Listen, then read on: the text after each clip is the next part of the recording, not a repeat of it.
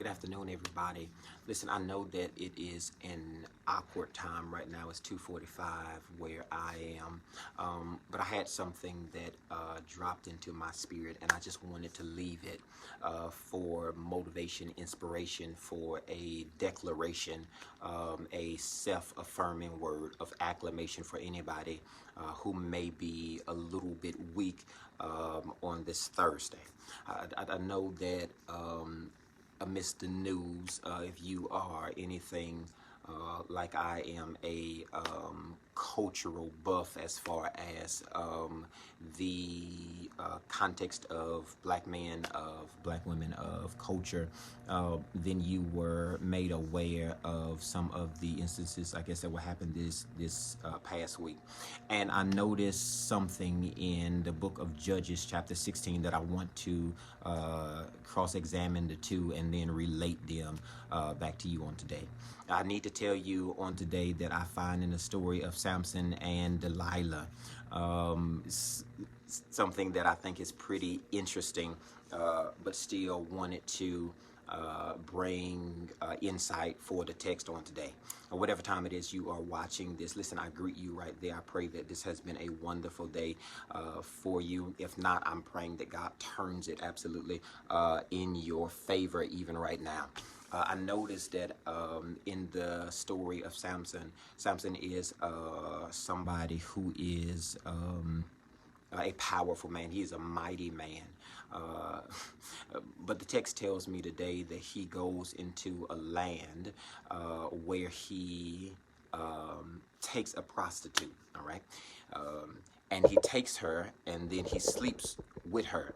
Now note this. I think it's important that the verse brings status, I think, to this particular situation, is that he sleeps with somebody who is unfaithful, who does this as a profession and does this as a daily practice, and yet he loses no strength.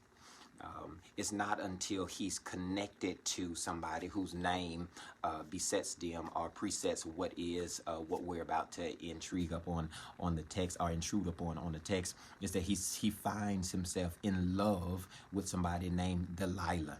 Now I got to tell you on today that that name does not mean Delilah, but it does mean in the form of a dandelion. It is something that is seemingly very pretty on the outside. It really don't have too much substance, but it is useful as far as what it's used to be looking pretty. He falls in love with somebody who looks pretty, and then from the outside we would think that this is a match made in heaven. The problem here is that Samson is in love with her, but she is not in love with him. She falls in love with the potential for profit that she's able to get from him, but still does not or is not made aware of the assignment that is over her, which is to betray him. Can't hear nobody today. I need you to know on today that the enemy is intentional, about his plan to get you off of your purpose-driven path. Can't hear you. The reason that he's getting you off of your purpose-driven path is not just to play with you, it's that he can take the profit away from you. Know that she connects to him, but she connects to him in a sense, in a form, in a way of being able to profit if she can apprehend him and turn him over to people who can hurt him. It's not her job to hurt him. It's her job to tell the secrets of what can hurt him so she can give those away to people who can then kill him. I got to tell you on today that the enemy is so tactical in what his attempt is of getting next to you. You have to be careful of the company that you keep in this season. Know that some people only want to connect to you so they can get close enough to you so they can betray you. I know from the outside it seems crazy that how many people would waste their time, how many people would give of themselves and their lives and their jobs and their families so they can invest in you just to betray you. I know it seems crazy, but notice that Jesus only had 12 disciples. He had 12 of them, and none of them could be trusted. He says that I'm looking at 12 of them, and tells them when he picks them, I've chosen you, and one of you is the devil. You got to know on today that when Sampson connects to his wife, he says to her, I love you, but never hears it back. Instead of hearing, I love you in return, he hears, what is your weakness? You have to be aware of people who only connect to you and won't pour into you, but really only come to withdraw from you. I mean, we're talking about a depleting source, a depleting well now. We're talking about pouring into a place, making deposits into a place where they only come to do withdrawals. I need you to do smarter investing and smarter banking in this season. And you'll be able to know once you give to them, are they able to reciprocate what it is that you have poured into them, or do they only come to take from your deposits and give no withdrawal or a receipt? You need to know on today that she comes from a place that name relates to emptiness. It says that he goes down into the valley and would choose her from the valley of emptiness. You need to know that something pretty, just because it's rooted in the ground, it does not mean that it's always going to bloom something fruitful. I know that they are connected to certain people. That's good. I know they have a great job. That's good. I know that they come from a good background. That's good. But at the end of the day, are you connecting to the person for potential? Or are you connecting to the person because they're pretty? I need to know, are you rooted in something more than just your looks on the outside? Is he more than just build and chest? Does he behind his brain want to help push you into your purpose, into your potential, into your better perfect being, or is he complacent in just growing in nothing? Hear me on today, is that I need you to know that the reason I'm talking about Judges chapter 16 is because I'm talking about you. I'm talking about every attack that would be on you, trying to find out why is it so closely connected to you.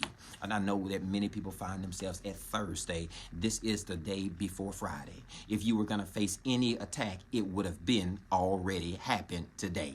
If you would have died, you would have already done it. If you would have been taken out, it would have already happened. If you were supposed to fail this week, it would have already happened by this point. Hear me now. The reason that you come this far and are still facing attack, but have not fallen in it, have not failed in it, have not been under the demise to it, is because the enemy sees there is a price bigger for your future than having you die right here for your lack of faith.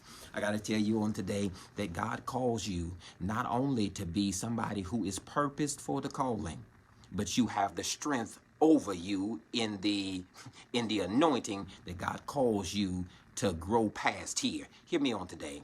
He is connected to somebody whose name means seed, but is growing in a valley of emptiness. He tells her that his strength comes from his hair. But when he cuts it, Sampson doesn't lose hair until he falls in love with the wrong person. You have to know that you are covered when you come in and when you leave out. You are covered when it is that they want to talk to you or they want to leave you. You are covered by everything that God would ordain for you and put in front of you, hold back behind you, and then keep you from being able to hurt it or it having to betray you. You are already covered in this season for everything that the enemy wants to put in front of you to say that will attack you and be the end, be the demise, be the absolute betrayal of you. Know that God already from the start, he covered you. And the assignment for Sampson is the same assignment that I want to leave you with on today, and I'm done. Know on today that God calls you not to be braided in hair, not that you have on the right cap or the right clothes, but he calls you to do what Sampson failed to do. That is, though you are covered in all these things, though you can be connected to all the right people or all the wrong people, know that your first love is not to Delilah. I can't hear nobody. The first love that you have to have is always going to be for him. Know that when God calls you to it, that he will call you to be faithful faithful first to him before you are betrayed by anybody else. You cannot just sow into everything that is amidst you, in front of you, that wants to connect to you, but is planted into empty spaces going nowhere. Know that he would only lose his strength when he falls in love with him, falls in love with her, and then gets up from his rest to go fight in a battle, but does not pray. Your first assignment in this season, after you fall in love with them, after you would consecrate yourself to praising and prayer, and you spend time trying to develop in what is your power, what is your purpose, make sure you take time to isolate yourself so you can pray to him. Make sure that you are in love with God first, and make that your very first potential for where it is that you want God to push you in your purpose. Know that he only falls when he is releasing into something that is an empty place. Every gift that's inside of you, every calling that God has called you to, every assignment that he has put you on, make sure you're sowing on good ground. That's good for somebody. So, some friends are bad ground. Stop sowing into them.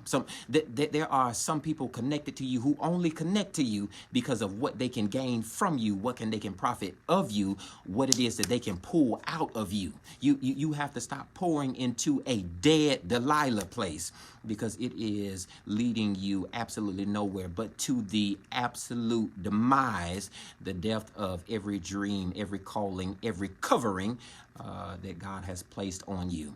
Know that you are called first to be a strong man, a strong woman in him, before he'll ever push you to fight battles and go beyond what is called to be purpose of fighting them. God bless you today.